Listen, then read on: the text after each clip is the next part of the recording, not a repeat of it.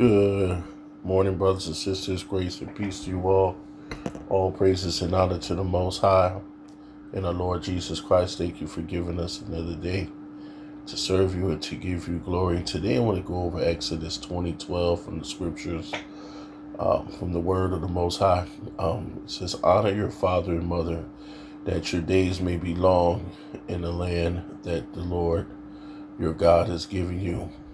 Children, Ephesians 6:1-3.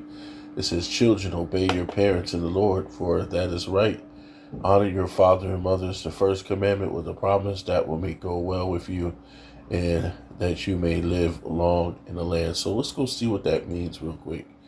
In the Bible, the teachings of Jesus, Yahushua, commands children to honor their parents regardless of their parents' behavior. However, the Bible carefully distinguishes between honoring, which is a lifelong attitude of respect, and obeying, which is primarily applies to children living under their parents.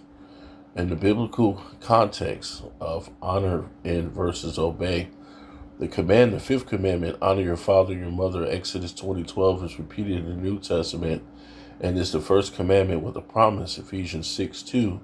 Honoring means respecting their God-given position, valuing their gift of life they provided, speaking to it about them with dignity. The limit of obedience. The Bible commands children to obey your parents in everything in Colossians 3:20, but always with that caveat, in the Lord. That means that if they're following the Lord, you obey them. If they're telling you to do something contrary to what the Most High is telling you, do not have to honor that, obey that, anything that goes against the Most High. Ephesians 6:1, that's just like with earthly masters, right?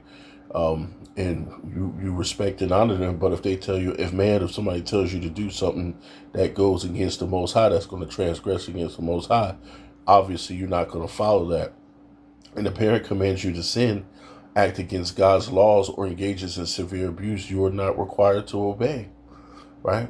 How to honor parents, right? How to honor parents who have wronged you. Honored, flawed, or harmful parents can be incredibly difficult, but the Bible offers a framework to do so while protecting your own well-being. Avoid reviling or cursing. Jesus reinforced the strictness of the law by condemning those who speak evil of their parents. Matthew 15:4. You can refuse to participate in toxic cycles by choosing not to use disrespectful, hate, or mocking language against them, as stated in Proverbs 30:17. Prioritize God above all. Jesus famously taught that our ultimate loyalty must be to the Most High God. In Luke 14:26, he used a strong Hebraic idiom, sometimes translated as hate, but meaning to love less, to explain that if your honoring a parent requires you to compromise your faith, our relationship with him, the Most High Yah, must come first, right? Set healthy boundaries. Honoring someone does not mean you have to stay abusive or a toxic environment.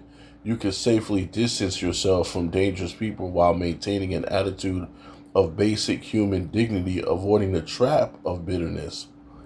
Forgive and release. Holding on to resentment harms your spiritual walk.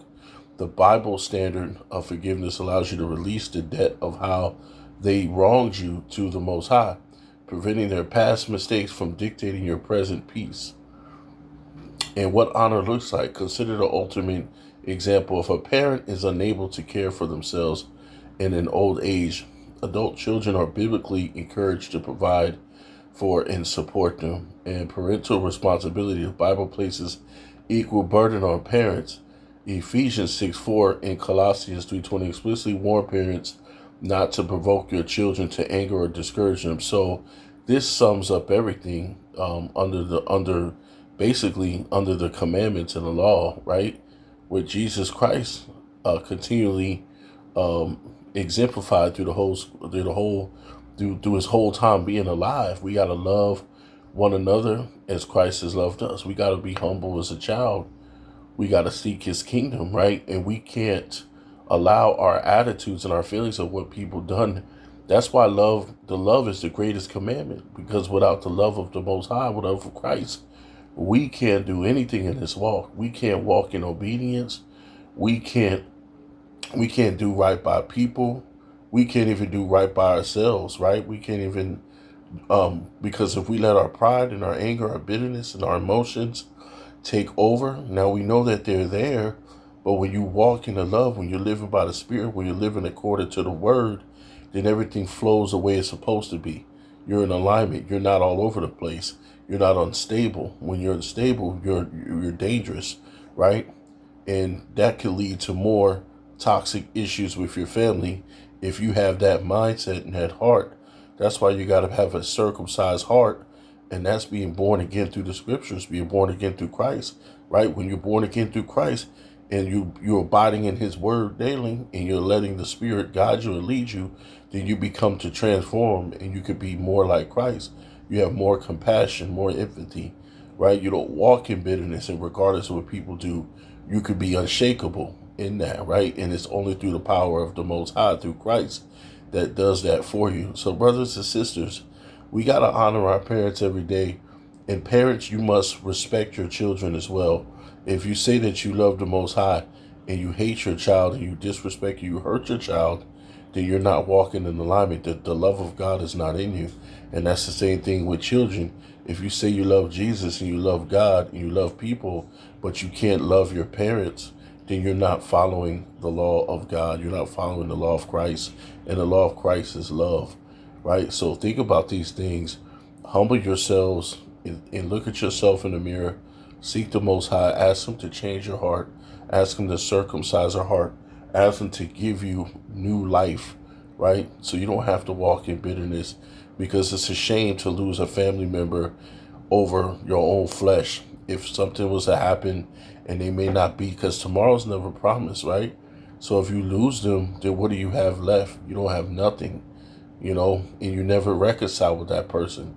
So make peace with everyone before you leave this earth. Anyone that you can, make peace with them and let the love of God guide and lead your life. That's my message for you guys today. I pray that this blesses you and you have a wonderful, wonderful rest of your day. Peace.